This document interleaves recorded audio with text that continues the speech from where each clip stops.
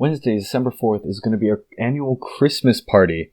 We're going to have a potluck at $10 gift exchange and a games night. That's going to be at the First Christian Reformed Church. So if you want to come on down, that's a last VCF event until the new year. So try showing off your cooking skills and having fun. Anyway, on to the episode. Welcome to the last... What? You didn't clap. No, I whispered into your mic. I just said, are we going to clap? Yeah. You always clap. And then you started going, I'm like, you didn't clap. I whispered into your mic. How is that the same thing? It's the same thing. I just need to match up. Like I didn't know what you were doing. Okay, welcome to the last podcast before Christmas break. Merry Christmas, everyone. It's pretty close to Christmas. Okay, so what was kind of the general gist of the discussion for you guys? We talked, we read Acts 21 and 22.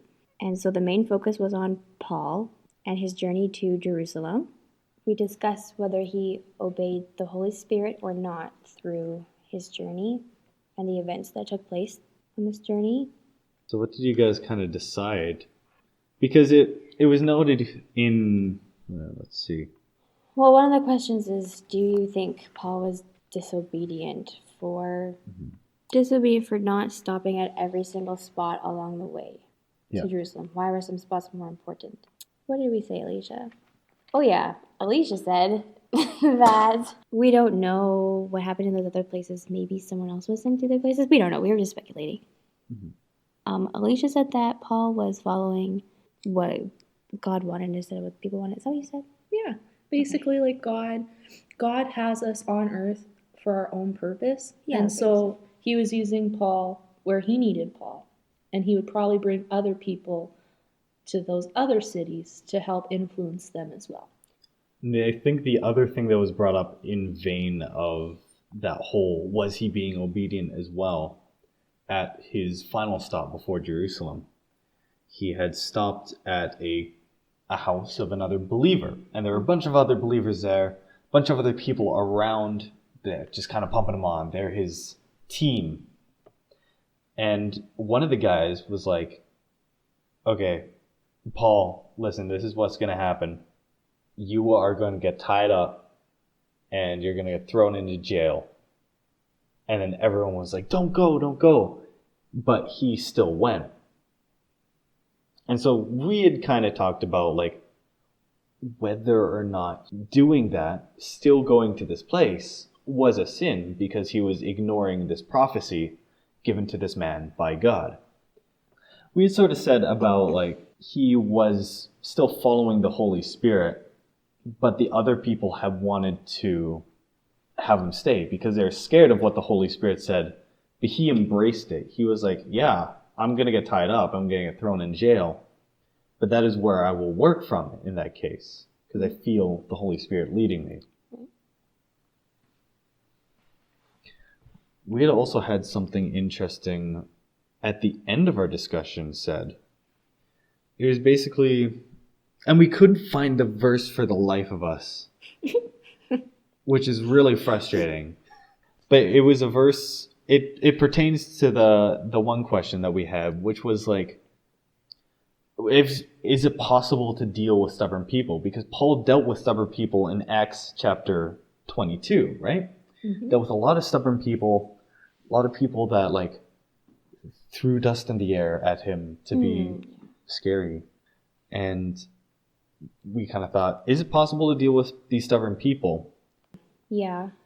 We said that it's hard, and then we discussed that if you're dealing with that situation, maybe go about trying a different way to deal with it. Right. Yeah, so don't give up, but try to find something else. Oh, and then one of our members said that sometimes you need to take a step back and try not to, like, I think he was trying to say that if you're dealing with someone who is stubborn, change your tactic. I don't know if that's the right word, but maybe just try listening instead of trying to always counteract their stubbornness with your own opinion. Maybe just try to listen instead.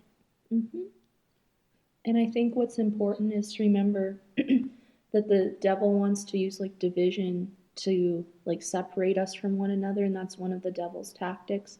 So I think it's important to make every effort possible in order to get along with one another. And even in the book of Matthew, like God commands us to love our neighbors as ourselves.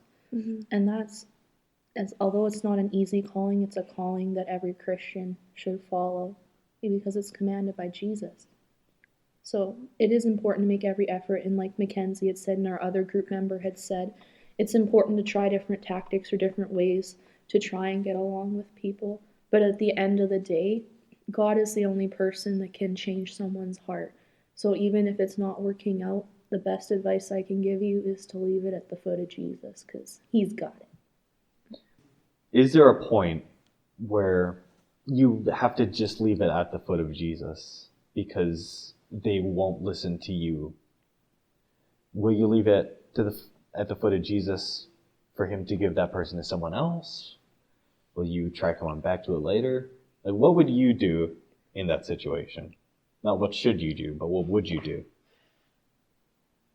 I would personally pray, because at the end of the day, when I get to talk with my Father and listen to what he has to say, he knows what's best, so I would personally pray. I think the other thing that we talked about was the whole simile and metaphor thing.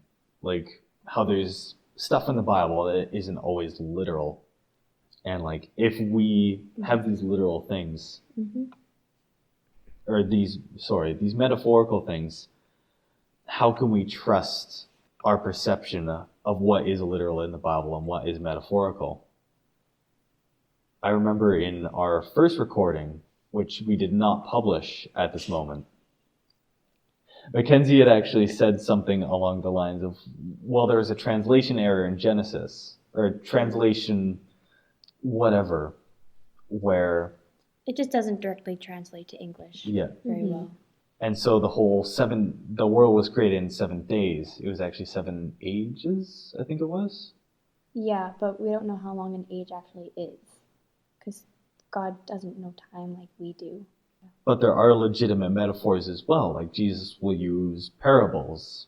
I believe there is a book in the Bible that is entirely a parable, that is entirely a story.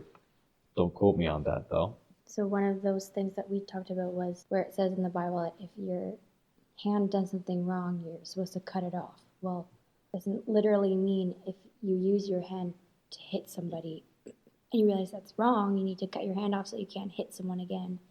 It's more a metaphor for saying your hand can do bad things, but don't use your hand.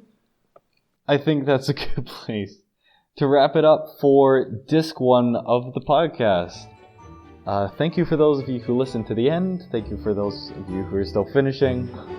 And Merry Christmas. Have a Happy New Year.